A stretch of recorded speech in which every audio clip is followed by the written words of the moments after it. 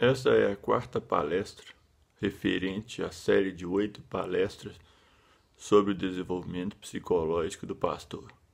O tema dessa palestra é a limitação do pastor. O pastor é gente.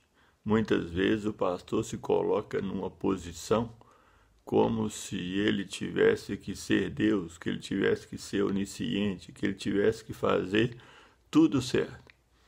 Essa atitude da limitação do pastor é fundamental, porque muitas vezes o próprio pastor cria uma imagem negativa ou indevida em relação aos membros, como se ele fosse resolver o problema de todos os membros da igreja. Não é ele que resolve os problemas.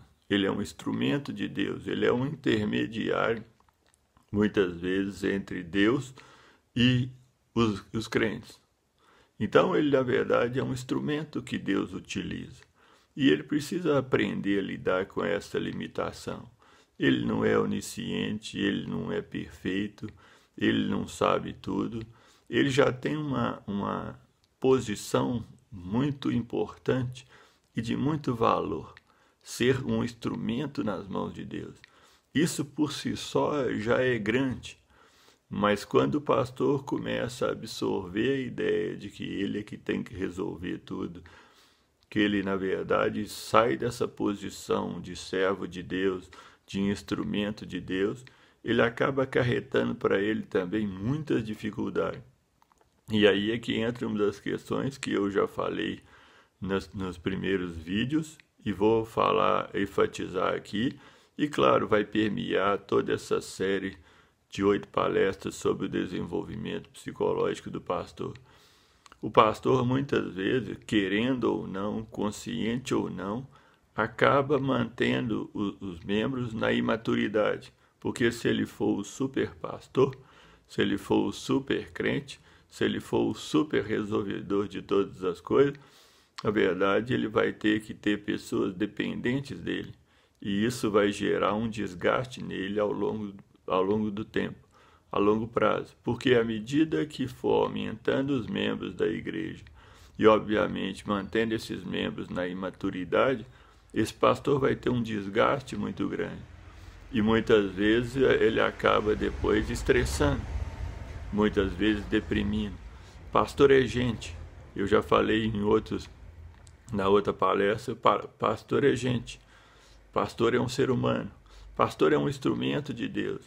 É uma coisa muito importante ser pastor no sentido de ser um instrumento de Deus. Mas não confunda o seguinte: Deus é que é o centro do poder. Nós somos um instrumento que ele utiliza.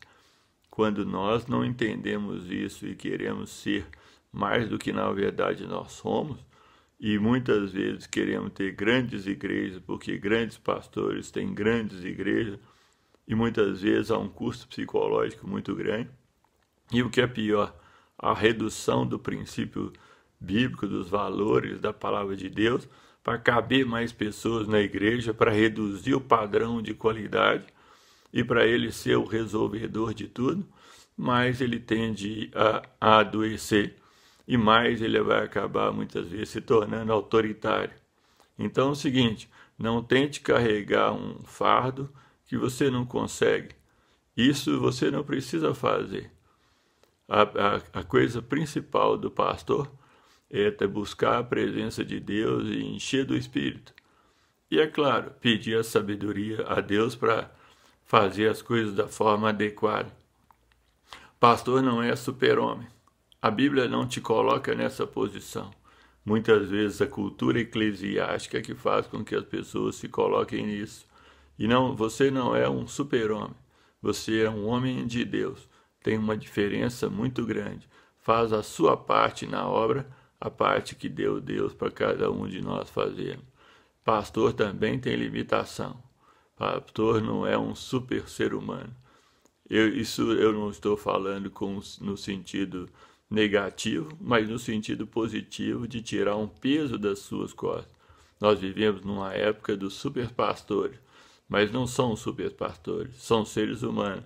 E muitas vezes, para ser superpastores, eles saem da posição de Deus, e isso não agrada a Deus. Deus quer o seu coração. Filho meu, dá-me o seu coração. E Deus sonda o seu coração.